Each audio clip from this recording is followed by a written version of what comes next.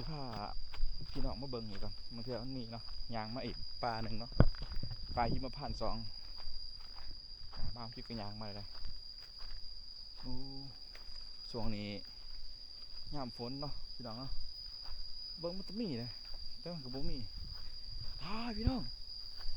ต้นนี่ต้นอาถรรพ์พี่น้องเป็นบ่ไหนเบิ่งเด้อตามความซื้อถือโบราณเหมือนมาเนาะคนไปเฮ็ดพิษนี่พี่น้องเห็นบ่ต้นอาถรรพ์นี่ต้นปัตยานเห็นบ่ต้นยิ้วพี่น้องตามความเชื่อของศาสนาเนาะศาสนาพุทธเพื่อเฮ็ดปลูกปั่นเห็นบ่พี่น้องคนที่ว่าดินสู้มีทานโอ้พี่น้องคันแบบเป็นเรื่องจริงทุกคนนี่คือสิ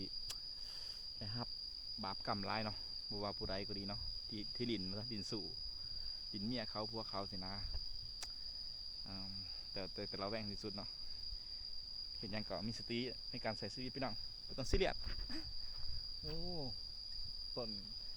ทุกคนว่าเป็นต้นยังเนี่ยฮะเขาเอิ้นว่าต้นน้ำเนาะมีแต่น้ำเนี่ยน้ำเป็นน้ำพุ่นน้ำเหมือนง่ายแบบนี้บอกง่ายๆเลยพุ่นแหลมแถวแหลมว่าต้น3,000น้ำพี่น้องเพราะมันหลายน้ำเป็นตัวอย่างได้ต้นกันเลยมือสียางตัวมีทางออกอยู่วะเรามาสอบปลาหิมพานต์พี่น้อง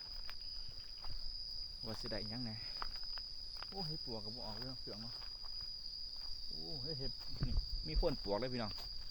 มีพ่นปวกบ้างนี่พ่นปวกแต่ว่าเห็ดปวกบ่มีพี่น้อง